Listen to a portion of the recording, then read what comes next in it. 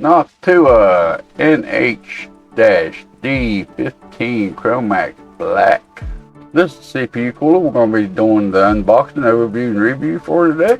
We're going to be taking it out of the box, running down through the specs. I'm going to give you my first impressions of it. There will be timestamps in the description below. If there's a certain part of the video you'd like to jump to, you're more than welcome to do so. There's also some other links down that may interest you. Don't forget to do all that fun YouTube stuff on your way down to the description box. Without wasting a lot of your time, let's flip you over and we'll take this thing out of the box and run down through the specs of it. Alright, like I said in the intro, we're going to be running down through the specs of the Noctua NH D15 chromax.Black CPU air cooler here today.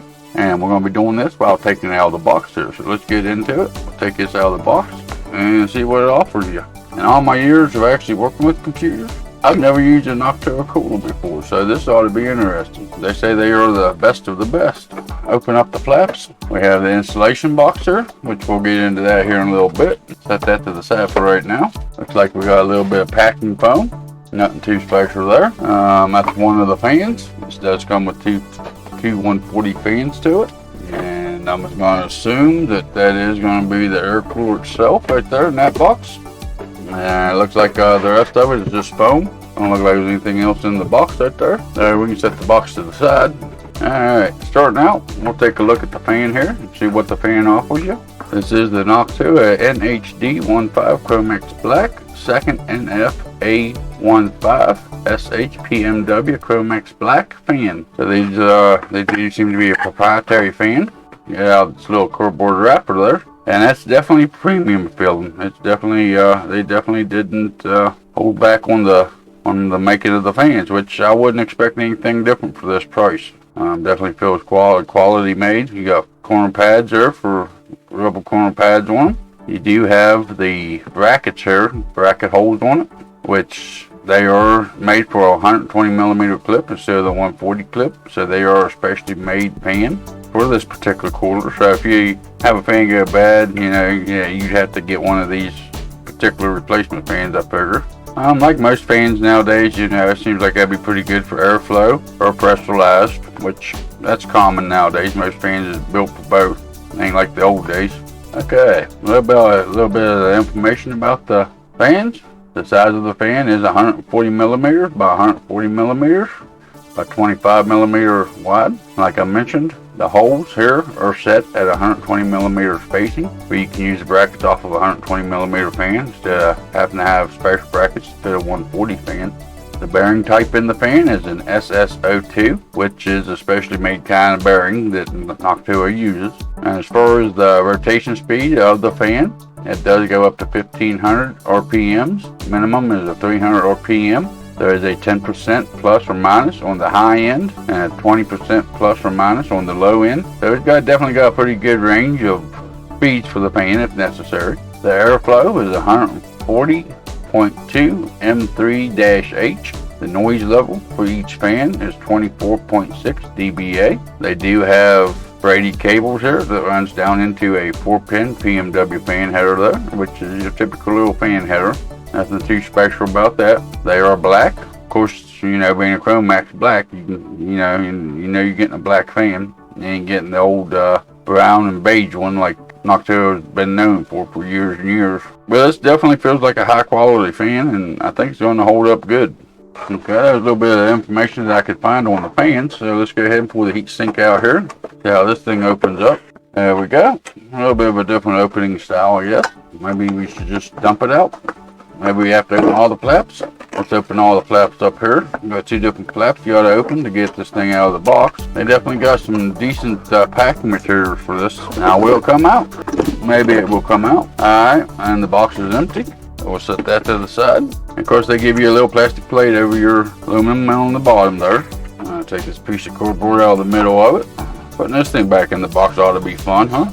Okay, then you have your second 140 pin in the middle there, which we don't went over the specs of. Go ahead and pull this off. I do have to say, thank you Noctua. There is no ARGB or no lighting on these. I really appreciate that. Nowadays, everybody wants the ARGB, and I know a lot of cooler manufacturers like to please the public and give people what they want, which everybody wants ARGB. It's kind of nice to take a step back and see a premium product like this not have ARGB to it. See if I can get you a shot of looking down through the heat sinks there of it. There you go. See a little bit of it. They're definitely pretty thick fins. It is definitely, like I said, it is definitely a premium made product. It does have a 6 heat pipe design down at the bottom, which does end up into a looks like aluminum plate at the bottom. I'd rather see copper down there because copper does a little bit better with heat transfer. I think it'll be alright with that being aluminum.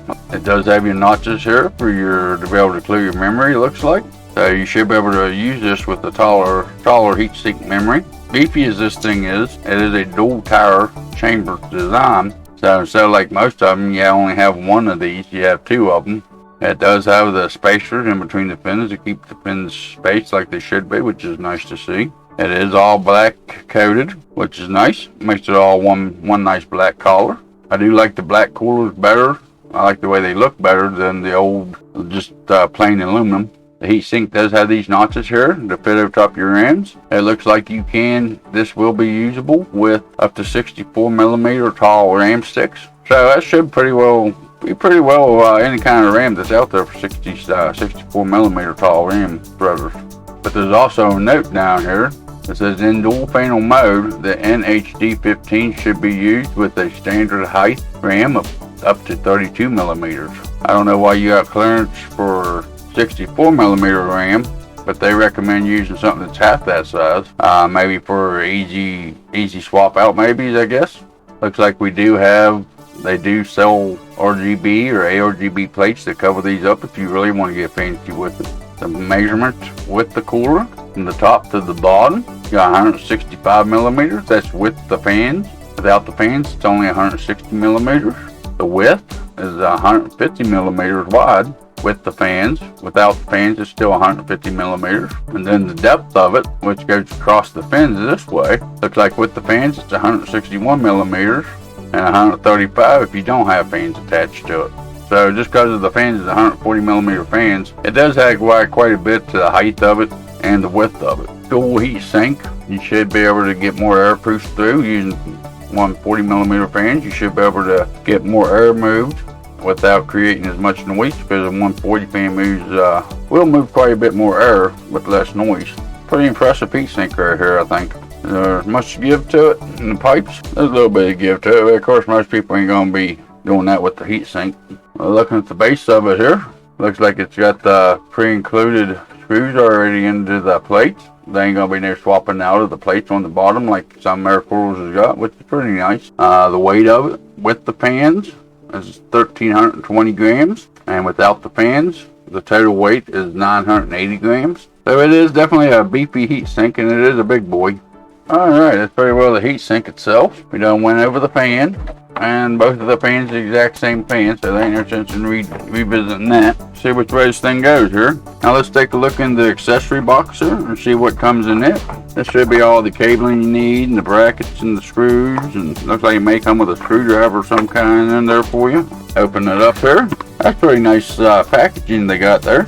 Right there on the very top, they do have the brackets. Some kind of brackets for some kind of mounting. Inside this little box we have some spacers and some longer screws and some catches to keep the screws in the back plate, I'm assuming. These are standoffs with some black spacers as well, depending on what socket you're building on, I'm assuming. And here's a nice thick back plate for you. That's very thick. Nice and substantial. Here's your installation guides for it, which we'll be taking a look at them here in a second here. We have 4 longer screws with 8 different spacers. They got 4 white spacers and 4 gray spacers. Not sure what the difference is in them. Then you got a couple more brackets here. I'm not too sure on what these brackets would be for, because they got the screws going down through the heatsink itself. Okay, and then we got a bag of pliers, and you got a Noctua badge in there. Looks like you got some splitters. Okay, it's a little bit of a different type of bag. Okay, inside of that goodie bag, looks like a standard PMW 4-pin fan splitter there. What's this? Low noise adapter for your fans. If you think your fans is running a little too loud, you can use that to calm them down some. There's your Noctua badge. We do have some Noctua thermal paste here. This is Noctua NH D15 thermal paste. Here is your second set of fan brackets for the fan that comes in the box, I'm assuming, because the one that's actually already hooked to the heat sink's already got theirs attached. Low noise adapter again for your fan, so you get 2 of those. And like I said, they do give you a longer screwdriver that's L-shaped. Be able to reach down inside that heat sink. I'm assuming that's if you don't have a longer screwdriver, you don't use an extension bit like I do. That would come in handy. Pretty nice they provide that for you. Since we got all the goodies laid out here, we're down through the sockets that it's compatible with. You have LGA 1150, LGA 1151, LGA 1155, LGA 1156, LGA 111700, LGA 2011, LGA 2066. Them is for Intel sockets, of course. AMD, you have AM4, you have AM3 plus and AM3 plus. You got AM2 and AM2 plus, FM1 and FM2 plus. So basically, with what comes in the kit, it should be good to go, even with the new overlay, because it does support the LGA 1700, which is pretty nice. Alright guys, that's going to be pretty well the specs that I can find on this heatsink. That's going to pretty well wrap up the unboxing and overview of it. Let me get reset up here and I'll come up with the conclusions of the video and tell you what my final thoughts is on this particular CPU cooler. Alright, so we took this thing out of the box, ran down through some of the specs on it that I could find. What's my first thoughts of it? It is very well built. It is very stable. I mean, it is Noctua. They're known to be a quite premium air cooler, which this seems to be. This seems to live up to the hype around them. Me personally, even within all the years of doing computers, I've never used a Noctua product or a heatsink till now. Now I've got 2 in the studio. Imagine that. But this thing is very robust. It is very sturdily made. It seems like they took the time to really put the best of the best parts in this. With this being a dual tower style cooler like it is, with 2 140mm fans on it, I have a feeling that this thing's going to be aimed at some of the higher end processors. This ain't nowhere close to being a budget CPU cooler. This is aimed for the higher end. The price of it for the day of the filming is about $100. I definitely wouldn't use this on no kind of budget rig. But it being big and bulky like that means it ought to perform very well. And you do have the 2 fans inside of it. One on the outside, one on the inside actually. It's going to move a lot of air. And with them being 2 140mm fans instead of the 120mm fans, they should move a lot more heat at a lower RPM to be able to keep your components cool. So it ought to be pretty quiet. There will be an AM4 install guide coming up here on the channel and temperature test for this. Make sure you hit that subscribe button, turn that notification bell on if you want to be notified when them drop. And if the installation ain't too hard and the temperature seem to be in check with this thing, what I'm expecting out of it, I don't think you can go wrong with the money. Not for $100 for this cooler. I think it's fairly priced. There will be links in the description below if you'd like to pick one of these up for a little bit more info on one of these. There's some other links down there that may interest you. Don't forget to do all that fun YouTube stuff on your way down that description box. You all have a good day, and I'll see you in the next video or live stream.